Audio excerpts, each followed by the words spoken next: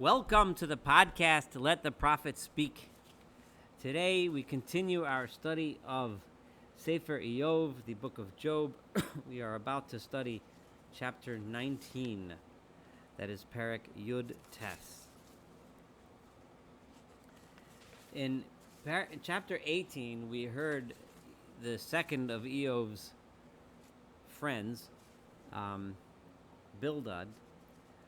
We heard his stinging criticisms of Iyov, calling Iyov an evil person, a rasha, and comparing him to one who will suffer the ultimate fate of evil people for not recognizing his sins. Because if he is suffering so, it must be just. It must be because he is a sinner, and the end of sinners that don't repent is very dire indeed. We understand that Bildad's stinging criticism of his friend, and similarly that of the other friends, is results from their very simplistic idea of what God's justice is about.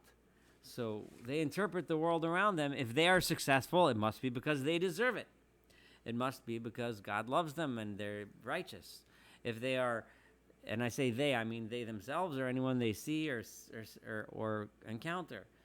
If they're evil, then and they're suffering, it must be because they are evil, and therefore they make that conclusion about Iyov, and they accusing Iyov, and this is key here. They're accusing Iyov of not trusting and not having faith in God because he's not looking into himself and repenting. Iyov himself, on the other hand, is the one, of course, who's going through this horrific suffering. He knows he's innocent. He knows this is undeserving. And nonetheless, what is Iyov's primary demand? His primary demand is, what is the purpose and point? He wants to know from God, why am I alive if this is what my life is meant to be? If I am going to suffer despite being good, then what is the point? What is the purpose? Which is the ultimate question that anyone that ever dealt with the question of theodicy has. And it's a question to which this entire book, of course, is dedicated, to the attempt at answering that question. Now, in Iyov chapter 19, which we're about to read now, we hear Iyov's response. Vayan Iyov vayomar, and Iyov responded and said as follows: Ad ono tugyon nafshi utidak unani vimilim. For how long are you? In other words, he's directly accusing Bildad and, of course, the other friends as well.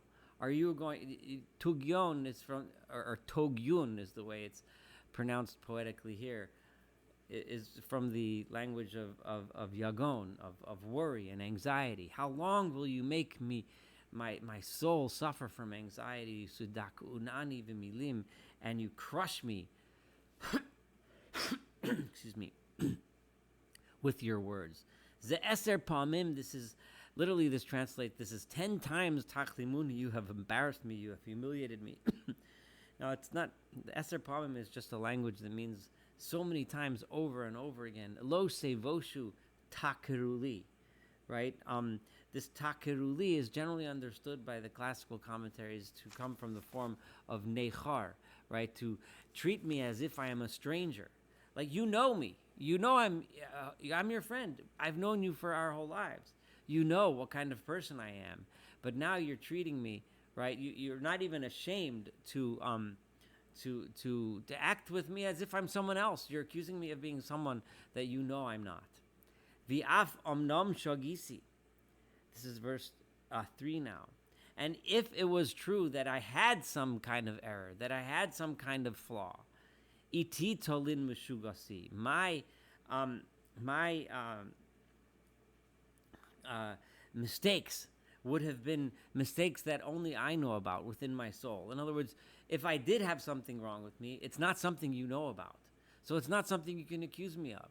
And don't think that you can start calling me evil because I must have something that you don't know about. You know that I'm a good person. Im omnam alai tagdilu. Instead of treating me the way you should, with respect, Nonetheless, Olai Tagdilu, you make yourselves greater than me. You make yourselves as if you're the ones that know what's going on and not me. V'sochichu alai cherpasi. And you use my cherpa, my shame, the disgrace that I'm going through, my suffering, you use that to criticize me. In other words, you conclude from the fact that I'm suffering that I deserve to be made to suffer. Du'u efo ki Eloah ifsani. But you should know that it is not the fact, it is not true that I'm suffering because I deserve it.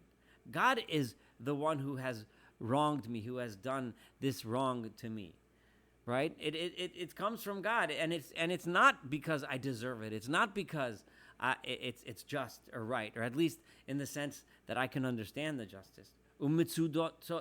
So and here Eov turns to God, and in a way that's not obvious unless you really think about it and take it to your heart. It's a tremendous act of faith to say that I know this is from God, and that's why I'm turning to God and asking for understanding, rather than turn to his friends and come up with a simplistic answer that is simply not true. It's not correct, and provides him no comfort whatsoever. At least turning to God, he knows that's the source of the suffering, so he's the one to whom I need to address my grievance. And he excuse me, and he surrounded me with his trap. Verse 7, Hein etzak chamas v'lo eoneh. I cry, this is chamas. Now chamas is something which comes up a lot in the prophets. For those of you that have been following along in this podcast, chamas refers to when someone takes something else away from someone by force. And it can mean by actual force, or it can mean through pushing someone, through oppressing them, through some kind of, it could be outright stealing, or it could be forcing the circumstances to lead them to have to give up their things. So when I cry chamas, that I am in a situation where my things are being taken away from me wrongfully, right? Velo eoneh, I cry out and I am not answered. God doesn't answer me. He doesn't tell me. Remember, this is his biggest complaint. God refuses to explain to me what's happening. Ashava, I scream, ve'ein mishpat, but there's no justice. There's no obvious justice that I can see. Despite your insistence that there's obvious justice, there isn't. Orchi godar velo e'avor. He has put up a fence and blocked my path, and I can't go. I can't pass. In other words, I had a path in life. God put up this giant fence. I can no longer go on the path. Again, Eov was complaining. I had a path. It was just. It was right. It was righteous. It was good. And he won't let me go on that path.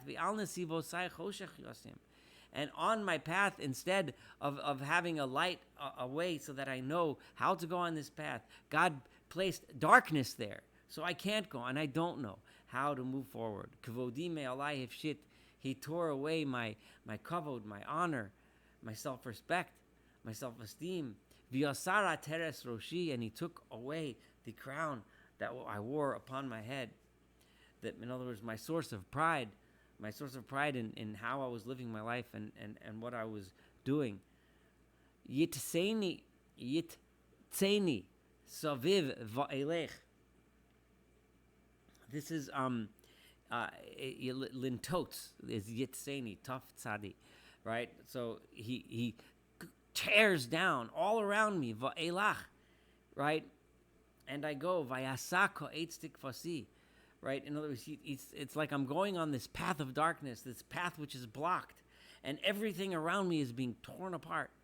Vayasako eitztik fasi, and he uproots like a tree being uprooted. He uproots my hope. This is the image of like a tornado or a hurricane just surrounding me and tearing everything up around me, ripping trees up from their roots.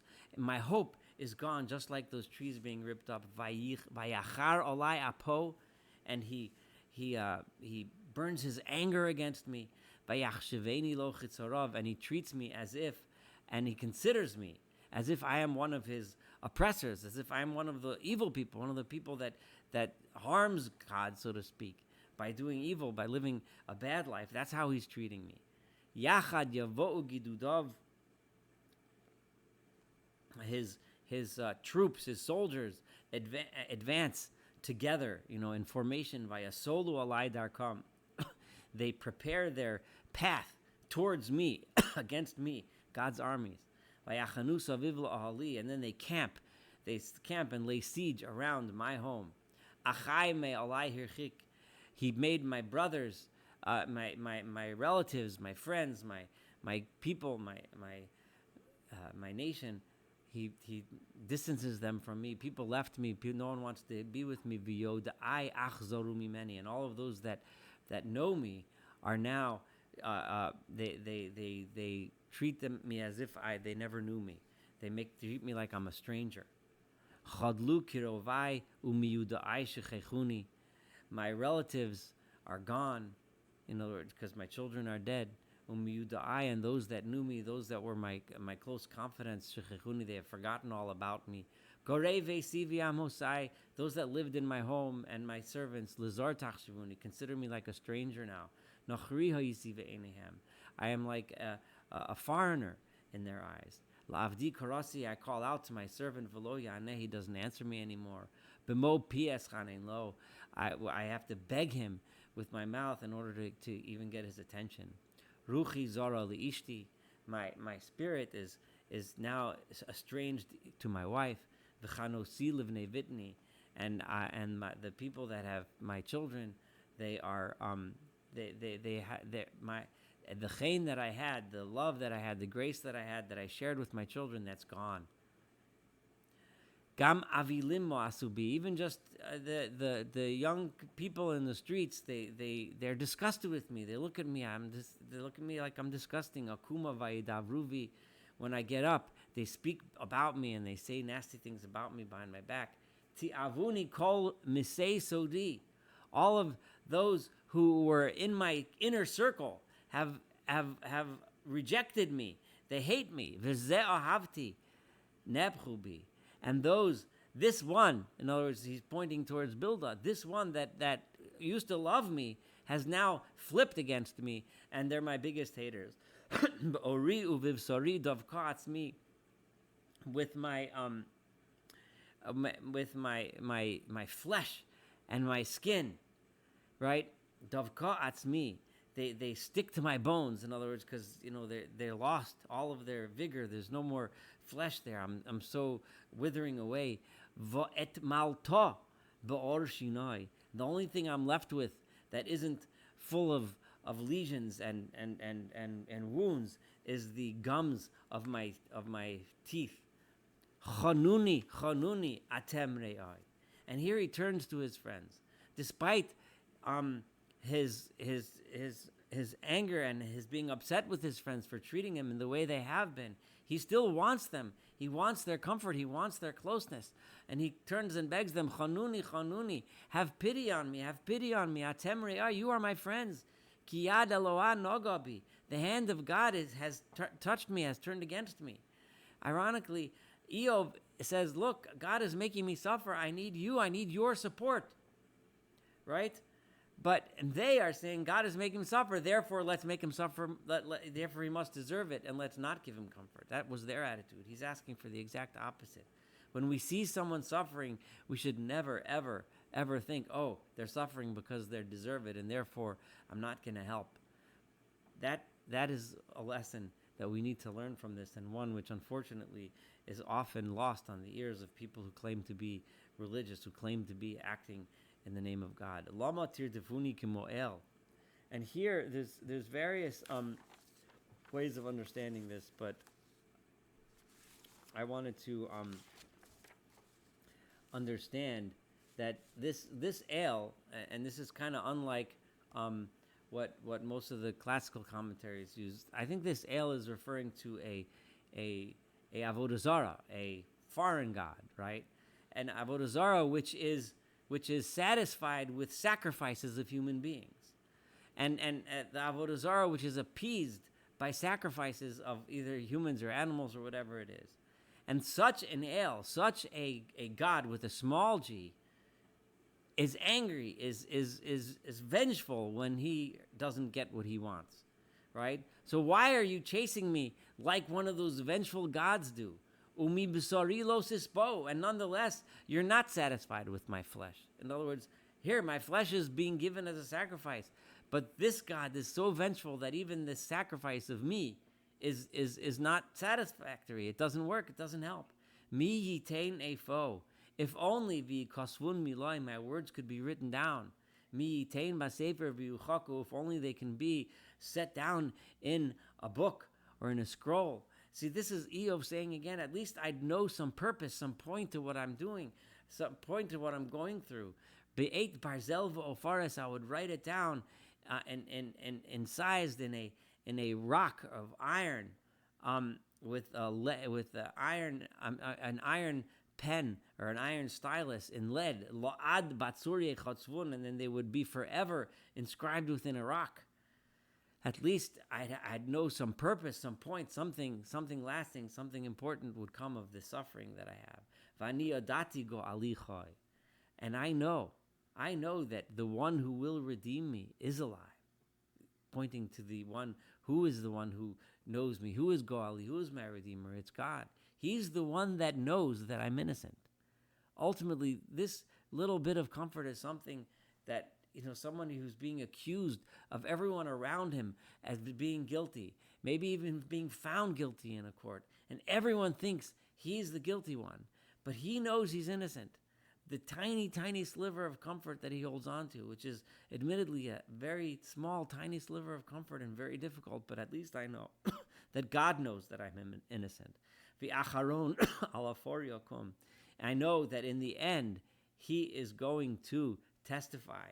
He is going to stand up on the earth, and he is going to testify on my behalf because he knows that I'm innocent. V'achar ori nikfuzos. And here I'm kind of using the translation of Rashi here. And after the suffering of my flesh, right? You friends of mine, right, started hitting out against me, right? Because you saw me suffering. Because of the suffering of my flesh, you went and started hitting this person, in other words, me. Umi b'sari echazeh Eloha. But I, Eov, when I see my suffering, when I felt my suffering, mi b'sari echazeh Eloha, I saw God. I'm the one that understands that this is coming from God, not you. You who have this extremely simplistic understanding end up being cruel. I end up looking towards God for help, looking towards God for some understanding, something that can help me get through this. And that was verse 26. Asher ani echzeli, right? This is verse 27. I see for me, that which I see, right? For me, ve'enai ra'u v'lo zar, right? And I saw this, not a stranger, no one else saw this. Right? Why is it that I am able to look and see God? Because I see for myself. Asher ani echzeli, right? I see for myself. I know what's going on in my soul. I know that I'm innocent. I know that I'm suffering. And I'm the one that sees this. No one else. My kilayot. Literally, it translates to kidneys. But in those days, they thought that the emotions, the feelings, the thoughts occurred in the kidneys are in that are hurting, are pining away within my soul. Right? Kisomru. Because when you say, Man nirdaf lo, when you say, what is it that is causing him to be chased by God? What is it that's causing him to suffer? Right? And then you, of course, claim that means that I must be suffering because I deserve it. Vishorash davar nimtzavi. However, the root of the cause, right? And I'm sorry, and you continue to say shoresh davar nimtzavi, the root of the cause is found within me. In other words, that I'm at fault for my own suffering. That's what you're thinking. Guru lachem epnei cherev. Because you think that way, you should be afraid of the sword. You should be afraid of violence. Now, this last verse here, verse 29, is saying something extremely deep. Eov is telling us something extremely deep. And I'm going to finish the verse in a minute, but let me explain in a minute what he's saying. First, what he's saying. When a person has this kind of attitude, when he thinks that if I have it good, it must be because I'm a great guy, and it must be because I deserve it. And if he has it bad, it must. Such logic leads to violence and war. It leads to one person oppressing the other. How many times do we find when one group of people think, well, we are the greatest, we are the strongest, we are the biggest, so must be God is on our side, and then they go and perpetrate violence upon the others, the poor, the people, the country next to them that they can exploit and destroy because God obviously doesn't want them. So if that's the kind of logic that you're going to apply to the world around you, if that's the kind of logic that you look at me and you think it's my fault, then you better be afraid of cherev, of sword. Ki chema avonos chorev, because anger, right, is the sin, right, that gives birth to sword, to fighting, to strife. Leman te'deun shadun. Now, this last verse here, right, is usually translated as shadin, as in order that you should know justice. Most of the, I'm going to translate this different. I think this word is from the language of shod, right? Of shod, which is a language of plunder, right? In other words, if you have that kind of attitude towards life, then what you're going to end up knowing is you're going to end up knowing plunder and destruction, where one people thinks he's righteous and he thinks the other one is not as righteous, and he therefore thinks it's his right to make the other one suffer and to plunder them. This concludes chapter 19. In the chapter 20, we're going to hear the third friend, Sofar HaNamasi, and how he responds again to Eov. This is a difficult book to read and study, but a very, very important one, and the ideas are extremely deep and important. Thank you so much for studying together with me. Looking forward to studying the next chapter together. Have a wonderful day.